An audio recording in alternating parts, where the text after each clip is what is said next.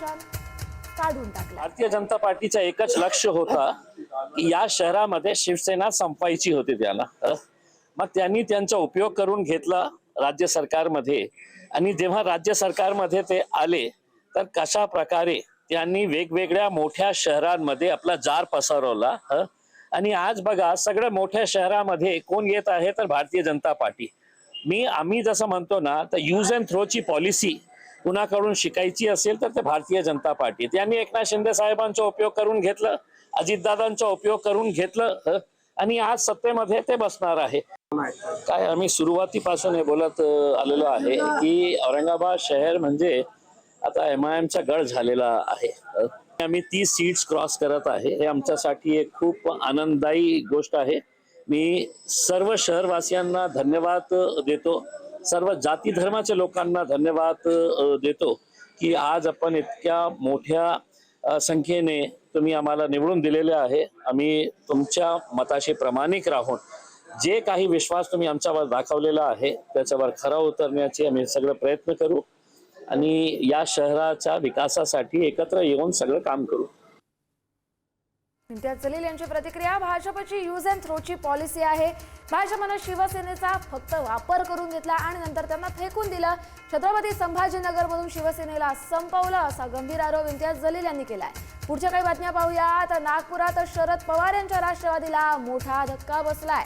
नागपुरातल्या मतमोजणी दरम्यानची अपडेट आपण पाहतोय। महापालिकेचा निकाल, शहराध्यक्ष दुनेश्वर पेठे यांचा प्रभाग 23 मधून पराभव झालेला आहे। प्रभाग 23 मधले शरद पवार यांच्या राष्ट्रवादीचे उमेदवार यांचा पराभव झालेला आहे। भाजपच्या नरेंद्र बोरकरांकडून दुनेश्वर पेठे यांचा पराभव करण्यात आलेला आहे। मागच्या वेळी एकमेव नगरसेवक म्हणून ते निवडून आले होते, मात्र आता त्यांचाही पराभव झालाय। त्यामुळे नागपुरात शरद पवार यांच्या राष्ट्रवादीला मोठा धक्का बसलाय। भाजपच्या दुनेश्वर पेठे यांनी शरद पवारांच्या उमेदवाराला धक्का दिलाय। मुंबईत येऊया। मुंबईतला प्रभाग 189 ची मतमोजणी राखून ठेवण्यात आली आहे। 189 हा जो प्रभाग क्रमांक आहे तिथे डिस्प्ले दिसत नसल्यानं तिथला निकाल राखून ठेवण्यात आलेला आहे। मुंबईमधली मतमोजणी दरम्यानची अपडेट, ठाकरे गटाच्या हर्षला मोरे विजयाच्या उंबरठ्यावर होत्या, मात्र तिथे डिस्प्लेच दिसत नाहीये, टेक्निकल एरर आहे। त्यामुळे प्रभाग क्रमांक 189 ची मतमोजणी राखून ठेवलेली आहे। पुण्यात आंदेकर विरुद्ध धंगेकर अशी सध्या काटेकी टक्कर सुरू आहे। सोनाली आंदेकर 856 मतांनी चौथ्या फेरीत आघाडीवर पोहोचलेल्या आहेत। सोनाली आंदेकर गुंड बंडू आंदेकर यांची सून आहे। गुंड बंडू आंदेकर जेलमध्ये आहे आणि त्यांच्या नातेवाईकांना उमेदवारी दिली गेलेली आहे। सोनाली आंदेकरवर आयुष कोमकर हत्येचा कट रचल्याप्रकरणी गुन्हा देखील दाखल आहे। मात्र तुरुंगात असूनही सोनाली आंदेकर निवडणूक लढवत आहेत आणि आता त्या चौथ्या फेरीमध्ये आघाडीवर आहे। पुण्यात आंदेकर विरुद्ध धंगेकर अशी सध्या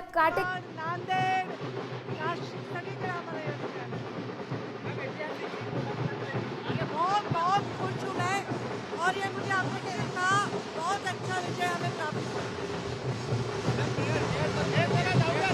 पार्टी डिसाइड करेगी।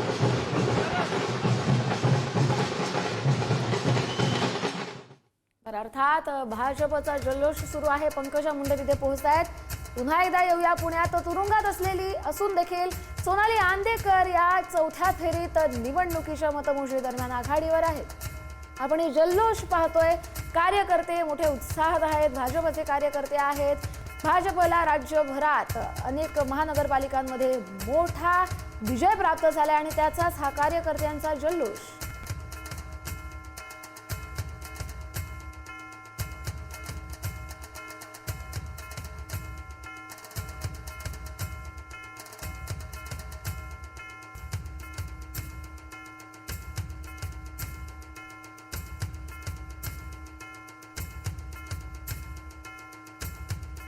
मुंबई महानगरपालिकेमध्ये भाजपने सेंचुरी गाठलेली आहे। महायुतीची मुंबई महापालिकेमध्ये सत्ता स्थापन होणार आहे। कल हाती आलेला आहे, तर निकाल थोड्याच वेळात कळतील। त्याला काही थोडा अवधी जाईल, पण जे कल लागलेले आहेत त्यानुसार अर्थातच कार्यकर्त्यांचा राज्यभरात मोठा जल्लोष सुरू आहे। उद्धवजी आणि पेंग्विनला जय श्रीराम असं म्हणत मंत्री नितेश राणे यांनी एक पोस्ट केली आहे। नितेश राणे यांनी पुन्हा एकदा ठाकरे कुटुंबियांना डिवचलेला आहे। मंत्री नितेश राणे यांनी एक पोस्ट केली आणि यावेळी नितेश राणे यांनी उद्धव ठाकरे यांची खिल्ली उडवली आहे।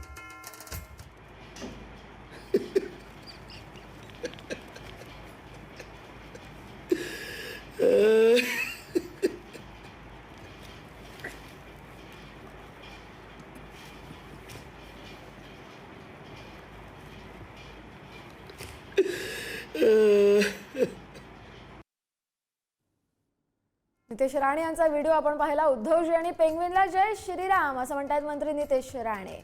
पुढची बातमी, मुंबईच्या प्रभाग 112 मध्ये भाजपनं विजय प्राप्त केलेला आहे. 112 या प्रभाग क्रमांकातून भाजपचा उमेदवार विजयी झालेला आहे. साक्षी दळवी या प्रभाग क्रमांक 112 मधून भाजपच्या उमेदवार होता, त्यांचा आता विजय झालेला आहे.